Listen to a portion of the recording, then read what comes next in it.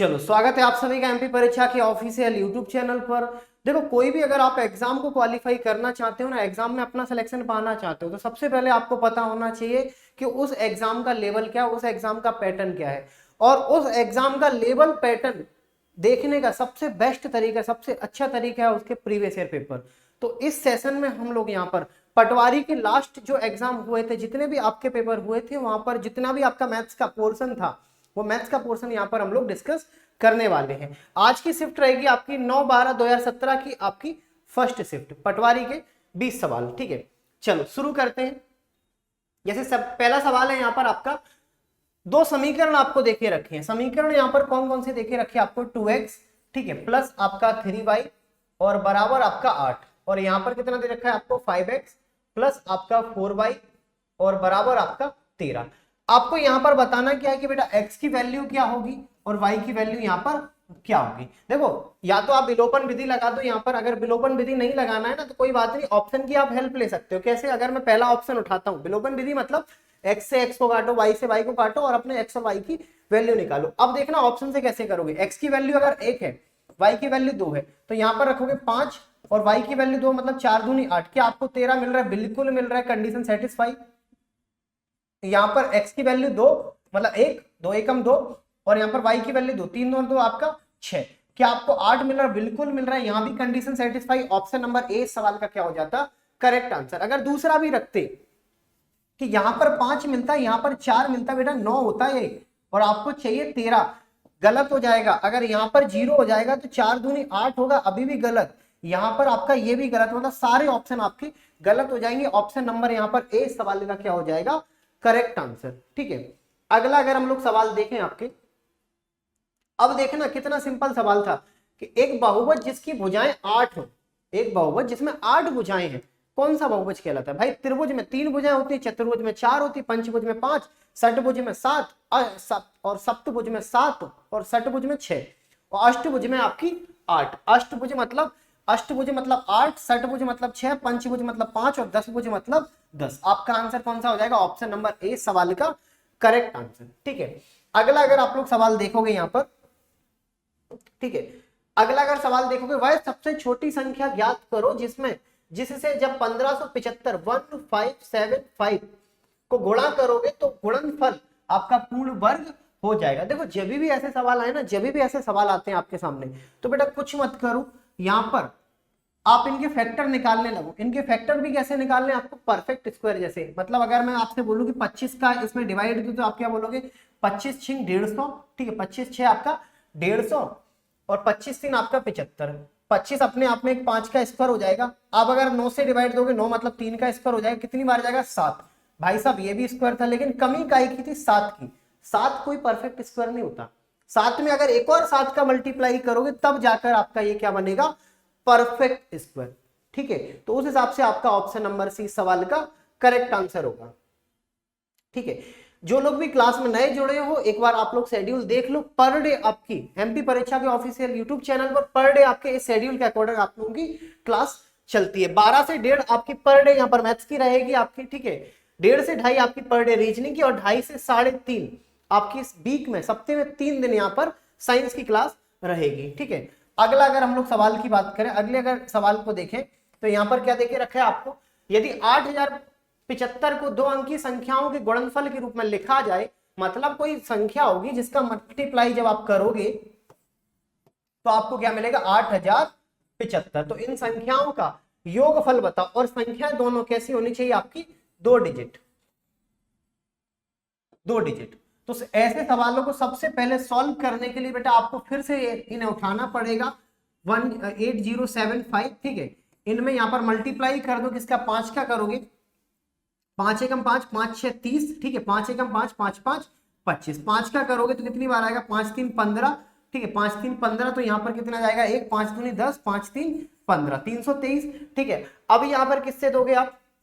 19 से अगर दोगे, ठीक है, 19 से अगर दोगे, या 17 से दे दो, 17 से दोगे, ठीक है, 17 एकम 17, 17 में, ठीक है, तो यहाँ पर 1 19। ये चीज समझ में आ रही? कितना आ जाएगा आपका? 1। ये वो संख्या होंगी, अगर आप इनके फैक्टर करोगे ना तो ऐसे मिलेगा। 17 5 इंटू 17 पहली संख्या हो जाएगी, ठीक है, 5 इंटू 17 और दूसरी संख्या हो जाएगी 5 इंटू 19, क्योंकि दोनों संख्याएं कहीं ना कहीं आपकी 2 डिजिट में आएगी। 17 इंटू 5 85 आएगा, 19 इंटू 5 आपका 95 आएगा, और दोनों की दोनों संख्याएं कैसी हैं आपकी डबल डिजिट में। और इन दोनों को अगर आप लोग जोड़ते हो तो आपको क्या मिलेगा यहाँ पर, ठीक है, 9 दूनी 18। ये चीज समझ में आ रही? 180 मतलब ऑप्शन नंबर यहाँ पर ए सवाल का क्या होना चाहिए, करेक्ट आंसर। ऐसे सवाल अगर आपके सामने आए तो आपको इसी तरीके से यहाँ पर क्वेश्चन को सॉल्व करना है। अगला सवाल, अब्दुल एक 100 पृष्ठ वाली पुस्तक को के 25 पृष्ठ पढ़ता है। मतलब जो अब्दुल भाई साहब थे इस 100 पृष्ठ वाली पुस्तक के 25 पृष्ठ पढ़ते हैं। अब भाई साहब अकबर आएंगे, दीन इलाही अकबर अपनी, ठीक है, जो अकबर थे, अकबर क्या करेंगे, उसी पुस्तक का 2/5 भाग पढ़ेंगे, मतलब 40 पेज पढ़ेंगे। ये चीज समझ में आ रही? अब्दुल इतना, अकबर इतना। अब बताओ कौन सा कथन सही है। अब्दुल ने अकबर से आधा पढ़ा, अकबर का 40 था, इनका आधा तो 20 होता, तो लेकिन यहाँ पर तो इनकी 25 है, गलत है। अकबर ने अब्दुल से अधिक पढ़ा, बिल्कुल भाई साहब सही बात है, सत्य बात है, सत्य वचन के। अकबर ने अब्दुल से ज्यादा पढ़ा। अकबर ने अब्दुल के 2 गुने से, अकबर ने अब्दुल के 2 गुने मतलब 50 से 10 पृष्ठ कम पढ़े, ये भी सही है। अच्छा यहाँ पर ये बताना कौन सा कथन गलत है। अब्दुल ने अकबर के आधे से 5 पृष्ठ अधिक पढ़े, ये भी बिल्कुल बात आपकी सत्य है, ठीक है। केवल एक ही असत्य है, ऑप्शन नंबर ए सवाल का क्या हो जाएगा, करेक्ट आंसर। अगला सवाल, अब देखना 2 का क्या घात 2 के साथ 10 का आधा होगा।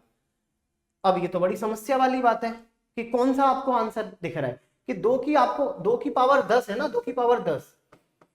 अब इसका जस्ट आधा बताना है बेटा, हमेशा एक पावर कम कर देना, यही आपका आंसर हो जाएगा। समझो कैसे, मैं बोलता हूं आपसे 2 की पावर 1, तो आप क्या बोलोगे 2। मैं बोलूंगा 2 की पावर 2, तो आप क्या बोलोगे 4, मतलब सीधा इसका जस्ट डबल। मैं आपसे बोलता हूं 2 की पावर 3, तो आप क्या बोलोगे 8, मतलब सीधा इसका जस्ट डबल। मैं बोलता बेटा आपका 2 की पावर 4, तो यहां पर कितना आता 16, मतलब सीधा इसका जस्ट डबल। अगर मैं आपसे बोलूं 2 की पावर 4 में क्या करो कि जस्ट आधा हो जाए, तो बेटा एक पावर कम कर दो। 2 की पावर 3 में क्या करोगे, एक कम करोगे। तो यहीं पर भी आपको इसी तरीके से 2 की पावर 10, मतलब ऑप्शन नंबर ए सवाल का क्या होना चाहिए, करेक्ट आंसर। क्लियर है यहां पर? चलो आगे बढ़े। एक आयत का विकर्ण आपको दे दिया भाई साहब, और आयत की आपको भुजा आपको दे दी है, ठीक है।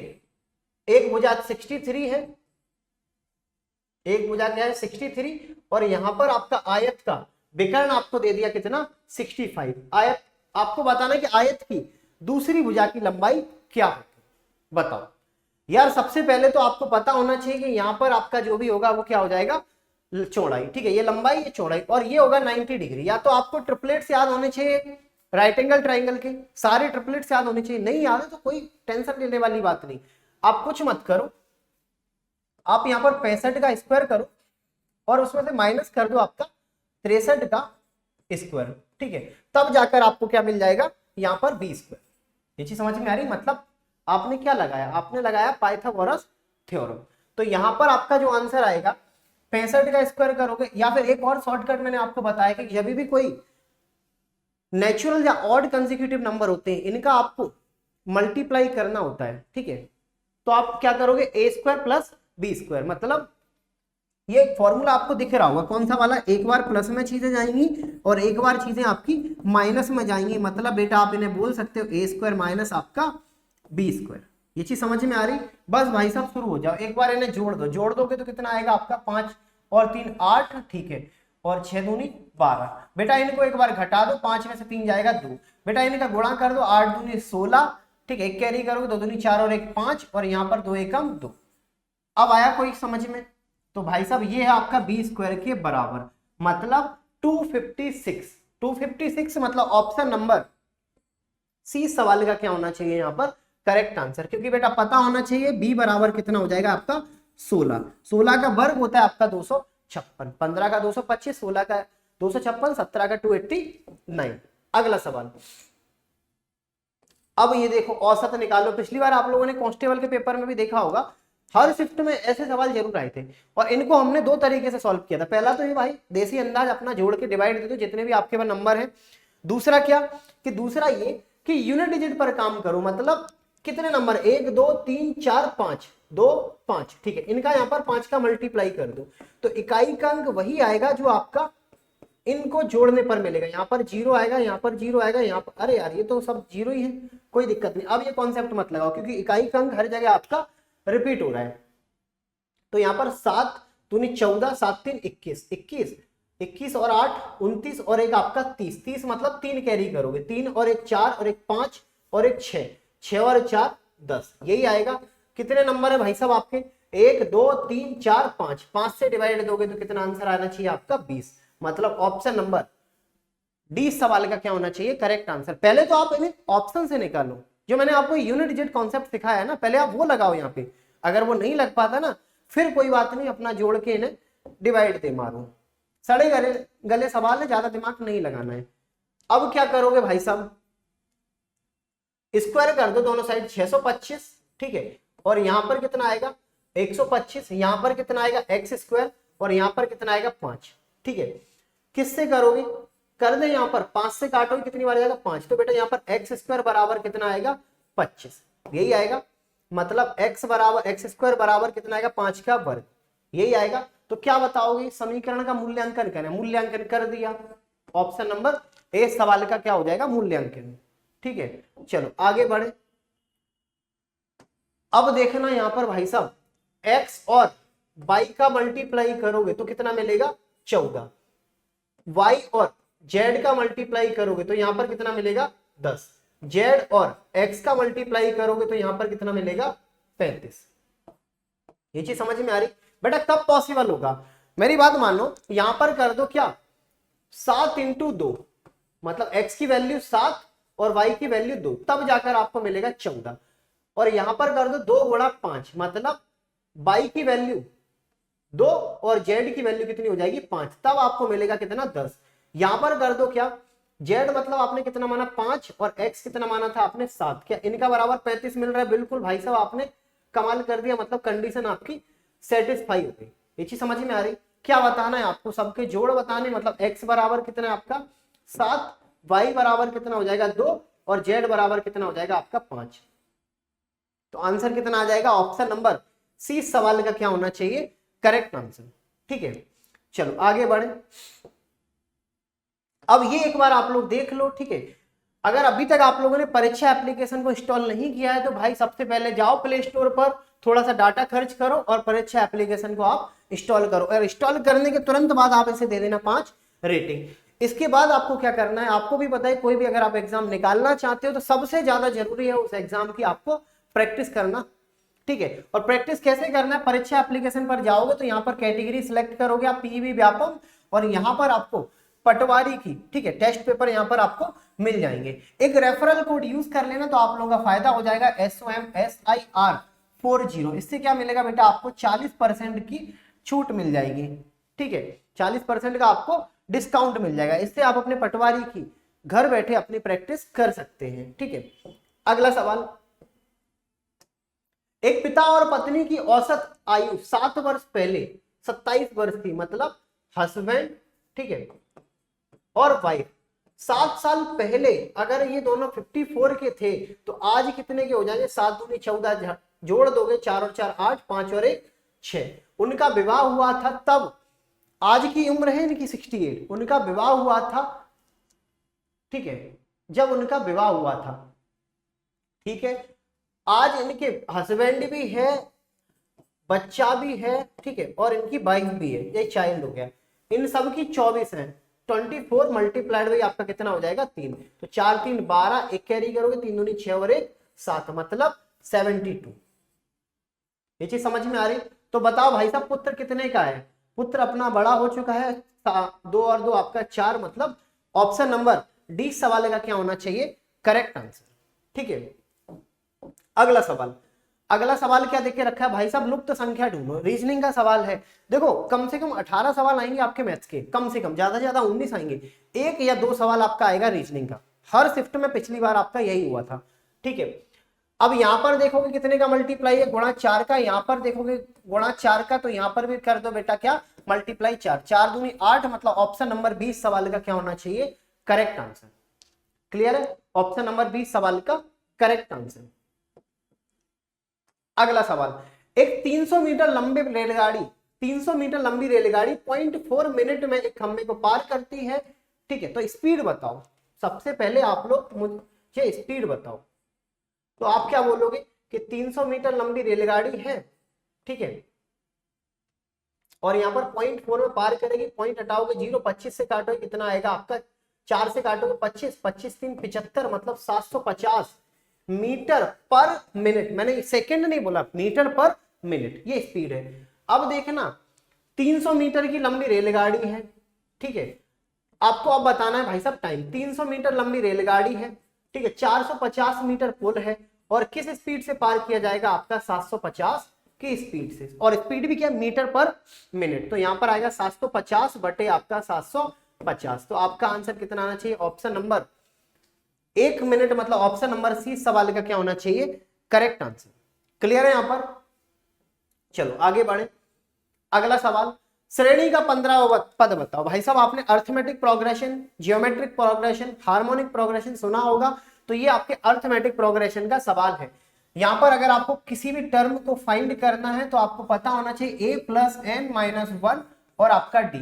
यहां पर आपको कौन कौन से अननोन फैक्टर दिखेंगे, a दिखेगा जिसकी वैल्यू हो जाएगी इसका पहला पद मतलब 5, d दिखेगा जिसका आपको बताना है डिफरेंस हर पद का मतलब 5, ठीक है, n आपको देखे रखा है कितना 15। तो बेटा आपको टर्म 15 फाइंड करना है जिसमें a की वैल्यू है 5 प्लस n मतलब हो जाएगा आपका 15 माइनस आपका 1 और आपका d मतलब 5, यही आएगा।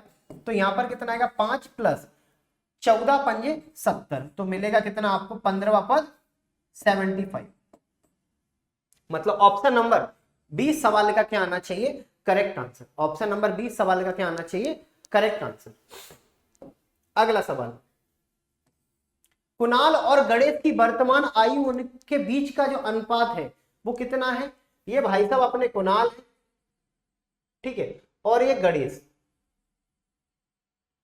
इनकी उम्र का अनुपात कितना है, 3:5, यही आएगा, ठीक है। यदि अब से 4 वर्षों बाद कुणाल 12 वर्ष छोटा हो जाएगा, भाई साहब कुणाल ना आज भी उतना ही छोटा होगा जितना 12 साल बाद होगा, या फिर 15 साल पहले या 50 साल पहले। उम्र का अंतर कभी भी नहीं बदलता, अनुपात हमेशा बदलेगा। मतलब आज भी इनकी उम्र के बीच में जो अंतर है वो 2 का है, और यहां पर कितने का हो जाएगा 12, मतलब 1 बराबर कितना आ जाएगा 6, ठीक है। तो आज आपको बताना है कुणाल की वर्तमान उम्र, तो यहां पर कितनी आनी चाहिए आपकी 18 आनी चाहिए। कुणाल और गणेश की वर्तमान आयु के बीच में अनुपात 3 था, मतलब 3 और 6 18 आना चाहिए। क्लियर है? तो यहां पर ऑप्शन नंबर ए सवाल का क्या होना चाहिए, करेक्ट आंसर। अगला सवाल भाई साहब क्या देखिए रखा है यार, इस सवाल को तो मैं क्या ही बताऊं, इस सवाल का मैं क्या ही नाम दूं। 47 को उठाओ, ठीक है, और इस 19 से डिवाइड दे दो, कितनी बार जाएगा 19 दूनी 38, ठीक है, 38 को इन दोनों में से घटा दो, कितना मिलेगा आपको 7 और 2 आपका 9, और यही सवाल का आपका आंसर हो जाएगा। ऐसे सवालों को आपको इसी तरीके से सॉल्व करना है, संख्या से कोई लेना देना नहीं, जो शेषफल पहले बचेगा उसी शेषफल पर आपको काम करना है। मतलब ऑप्शन नंबर सी सवाल का करेक्ट आंसर। समान त्रिज्या और ऊंचाई वाले शंकु और बेलन के बीच के आयतन का अनुपात कितना होगा। मतलब भाई साहब सबसे पहले शंकु का आयतन कितना होगा 1/3 पाई r स्क्वायर, ठीक है, r स्क्वायर और आपका h। अब आपको ये तो पता है कि भाई साहब ऐसा है कि इनका त्रिज्या भी बराबर है, ऊंचाई भी बराबर है, और बेलन का आयतन कितना होगा पाई r स्क्वायर और आपका h। पाई से पाई काट दो, r स्क्वायर से r स्क्वायर काट दो, h से h काट दो। तो यहां पर शंकु जो कोण है और यहां पर जो सिलेंडर है, ठीक है, इनका अनुपात कितना आ जाएगा 3:1। मतलब ऑप्शन नंबर ए सवाल का क्या हो जाएगा करेक्ट आंसर, ठीक है। अगला सवाल, अब देखो भाई साहब यहां पे इन्हें आप क्या बोल सकते हो 3 की पावर 3 और 3 की पावर यहां पर कितना देखे रखा है 4, ठीक है, यहां पर कितना 3 की पावर -5/3 और यहां पर कितना देखे रखा है आपको 3 की पावर -7/3 और यहां पर 3 की पावर 4। पहले मैं पावर को उठाऊं, बेस समान है तो गुणा में गाते हैं हमेशा आप जोड़ते हो, और बेस समान है तो डिवाइड में गाते हैं हमेशा आप लोग घटाते हो। यहाँ पर 3 और 4 मतलब मिलेगा -1, यहाँ पर ऑलरेडी आपका -5/3, यहाँ पर ऑलरेडी आपका -7/3 और यहाँ पर भाई साहब आपको मिलेगा कितना +4। ये सब मैं बात कर रहा हूं 3 की पावर की, क्योंकि बेस सबके 3 है, ठीक है।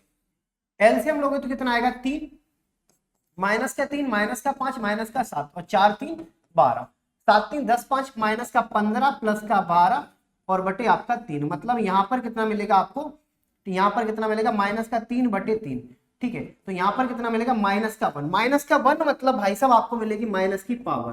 तो आंसर कितना आ जाएगा 1/3 इस सवाल का करेक्ट आंसर, मतलब ऑप्शन नंबर बी इस सवाल का क्या होना चाहिए, करेक्ट आंसर आना चाहिए, ठीक है। अगला सवाल, निम्न में से कौन सी संख्या 3 से विभाज्य है? बेटा 3 का जो डिविजिबिलिटी रूल होता है ना, वो ये बोलता है कि भाई देखो ऐसी बात है, रिश्ते नाते सब एक साइड, 3 से वही नंबर आपका एग्जैक्टली डिविजिबल होगा जिसका डिजिट सम, संख्याओं के अंकों का योग या तो 3 होगा या 6 होगा या फिर आपका 9 होगा, इनके अलावा कुछ भी ना होगा। अब आ जाओ पहले ऑप्शन पे, 3 हट जाएगा, 3 हट जाएगा, 6 हट जाएगा, ठीक है। और क्या क्या हटेगा, 4 और 2 6 हट जाएगा, ठीक है। यहाँ पर 7 और 2 9 हट जाएगा, 8 बचेगा, मतलब ऑप्शन गलत हो गया। 6 6 3 हट जाएगा, 9 हट जाएगा, ऑप्शन गलत, क्योंकि यहाँ पर आपका 8 बचा है। 3 हट जाएगा, 6 हट जाएगा, 7 और 2 9 हट जाएगा, ठीक है।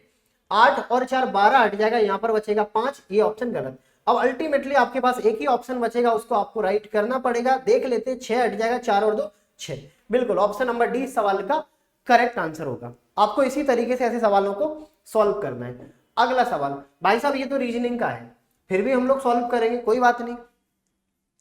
आपको बताना क्या है कि 1 अप्रैल 1998 को अगर बुधवार है, मतलब वेडनेसडे है, बुधवार, ठीक है। तो बेटा आपको बताना 25 दिसंबर सेम आपका 1998 को कौन सा दिन आएगा। सबसे पहले तो बताओ अप्रैल में कितने दिन होते हैं, आप बोलोगे अप्रैल में आपके, अब ऐसे काउंट करो बिल्कुल देसी अंदाज में, जनवरी फरवरी मार्च, अप्रैल में आपके 30 दिन होंगे, ठीक है। अप्रैल के बाद आता है मई 31 दिन, मई के बाद आता है जून, ठीक है 30 दिन, जून के बाद आता है जुलाई, इसमें भी 31 दिन, जुलाई के बाद आता है अगस्त, इसमें भी आपके कितने 31 दिन, अगस्त के बाद आता है सितंबर, ठीक है सितंबर, इसमें 30 दिन, सितंबर के बाद आता है आपका अक्टूबर, इसमें 31 दिन, अक्टूबर के बाद आता है आपका कौन सा नवंबर, इसमें 30 दिन। लेकिन बेटा अगला जो महीना आएगा वो आपको पूरा नहीं लेना है, दिसंबर का पूरा क्यों नहीं लेना है, क्योंकि 25 दिसंबर की आपकी बात हो रही है, ये चीज समझ में आ रही। इसमें टोटल एग्जैक्ट कितने सप्ताह, आप कितने वीक बाहर निकाल सकते हो, 7 4 28, 28 मतलब 4 वीक बाहर निकाल सकते हो, 2 दिन शेष बचेंगे, यहाँ पर 3 दिन शेष बचेंगे, यहाँ पर 2 दिन शेष बचेंगे, यहाँ पर 3 दिन शेष बचेंगे, यहाँ पर 3 दिन शेष बचेंगे, यहाँ पर 2 दिन बचेंगे, यहाँ पर 3 दिन बचेंगे, यहाँ पर 2 दिन शेष बचेंगे और 7 3 21 मतलब यहाँ पर 4 दिन आपकी शेष बचेंगे। ये चीज समझ में आ रही, इन सबको जोड़ लो, 3 2 5 और 2 7, 7 3 10, 5 15, 15 और 20 और आपके 24, इनमें आप 7 से डिवाइड हो, 7 3 21, 21 मतलब 3, 21 मतलब 3, ठीक है। बुधवार गुरुवार और आपका शुक्रवार, मतलब फ्राइडे आंसर आना चाहिए, ऑप्शन नंबर सी सवाल का क्या होना चाहिए, करेक्ट आंसर। यहां तक कोई दिक्कत परेशानी। अब इस सवाल का आपका क्या होना चाहिए, फ्राइडे सवाल का आपका, ये थे आपके 20 सवाल, ठीक है, पटवारी के आपके पहली शिफ्ट के, ठीक है। इसी तरीके से आपके नीचे डिस्क्रिप्शन में प्लेलिस्ट बनी हुई है, यहां पर आपको सारे पेपर एक साथ मिल जाएंगे, ठीक है, उनका सॉल्यूशन आपको एक साथ मिल जाएगा। वीडियो को आपको लाइक करना है, चैनल को अभी तक अगर आप लोगों ने सब्सक्राइब नहीं किया है तो आपको सब्सक्राइब करना है, और जितना आप लोग शेयर कर सकते हो आप लोगों को इस क्लास को शेयर करना है, ठीक है। मिलते हैं हम लोग अपने नेक्स्ट क्लास में, जिसमें अगले पटवारी का पेपर हम लोग डिस्कस करने वाले हैं।